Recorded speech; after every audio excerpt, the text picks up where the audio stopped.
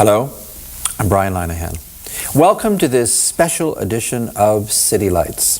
Tonight, my guests share their intuition and insight into movie making in Hollywood. So sit back, relax, and enjoy rare insight from those who know.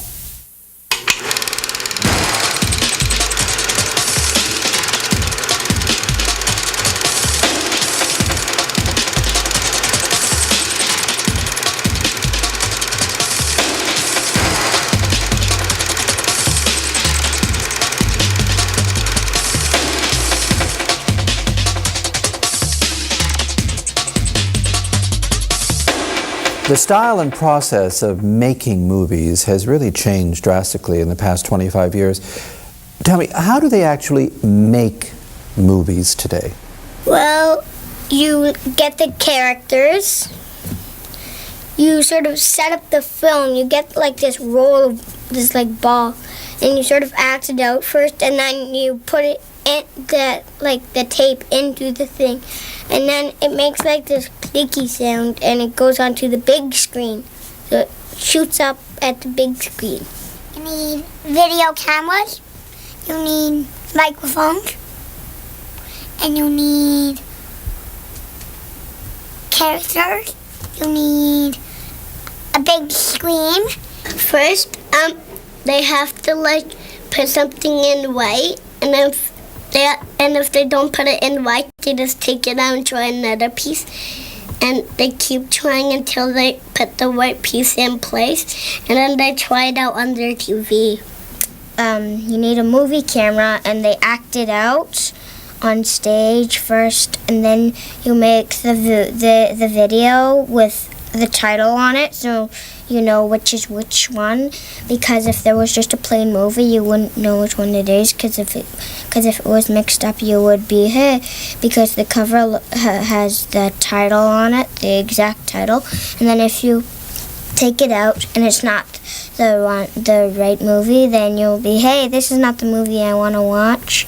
Last year, the American Film Institute printed a controversial list of the 100 greatest films ever made. Now, many of the greatest films were listed, but there were others that some felt were unjustly left off. What films that really affected you do you think were left off?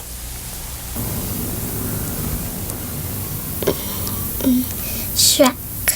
I like Aladdin. Oh yeah, I definitely like Aladdin. Mrs. Doubtfire. Cinderella. I like Parent Trap and Bambi and The Lion King and the Power Rangers. And I think that's all. I hate movies, and the only movie I like was A Knight's Tale. So much has been written about the cost of making movies today. Tell me, how much does it actually cost to make a movie today?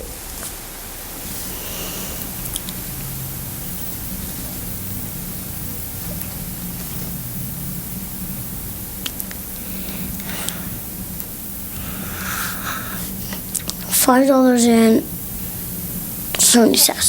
$40. $1,000. About $14 or something. $5,000. $90. Maybe $1 or a quarter or 75 cents. Actually, $9,000 because you have to buy a microphone, a camera, and a stage, and fancy stuff, and lights, and computers, a lot of stuff. Hollywood, Hollywood, Hollywood. What is Hollywood? I hate Hollywood. It's a silly place to be, and you just waste your time there. It's like a place where there's hotels, and you can sleep in the hotels, and sometimes you can go outside when it's night to have a party. Truman Capote once said that a screenplay without great writing is just typing.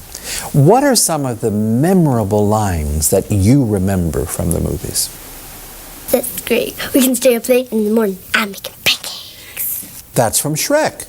I think it was when the donkey jumped on the couch and said, and in the morning, I'm going to make waffles. Could have the world, but he said the world is not enough. I love James Bond. Here, I'll feed you a line. You could have had the world. The world is not enough. There's been a lot of criticism, really, that Hollywood isn't making the kinds of movies that people actually want to see. What kind of movies should Hollywood be making? I would make a movie like Perfect Storm. Funny movies that don't have kissing in them. You could put I'd put a little bit of, like, maybe funny and then action. And then I might do a little scary part, but I won't do it that scary because I don't want everyone to, like, whoa, that was so scary. Go like that. I hate love stories. Well, actually, sometimes I watch movies and sometimes they're mostly dark and there isn't very much light in them. And I think some movies now should have a little more light. They say Hollywood can green light a picture just based on a great pitch. So you must have some good ideas. Come on, pitch me. Well, my friend Jennifer is gonna be wrestling with someone and she got a cast, and I'm gonna be a nurse and my friend Brittany's gonna be a doctor.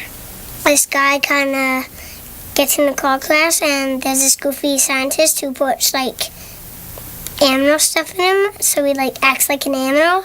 I shake 1,000 Coke bottles up or anything that makes stuff a lot of mess, and then I squirt it on everyone and blow up the house and blow up the stage. It's about these parents and a boy that meets parents, and they play volleyball, and, like, someone hit the volleyball in someone's eye. There's, like, bleeding all over her eye. Say there was a dragon in the movie. I would put in a knock-knock joke. Well, I could do stuff like kind of take parts from other movies and put it into one. We're seeing a whole world of computer-generated special effects now. How do you tell what's real and what's fake? Well, for one thing, the things that can happen are probably in real movies, and the ones that can't are in movies that aren't. Well, they sort of get fake snakes. They get, like, stuffed toys and they sort of make it look real. In The Matrix, these guys go, like, slow motion, do those really cool moves. In real life, you couldn't even go in slow motion. Science movies, they are true, and fiction movies are not true. Do you see yourself becoming a great director? I don't have any time. I was a busy boy, and I don't know what to do first. How many questions are on that piece of paper? I'm gonna have 5 jobs, and I'm gonna be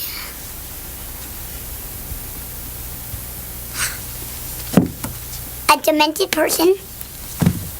Any final words? Get out of your seat and go home. Just joking.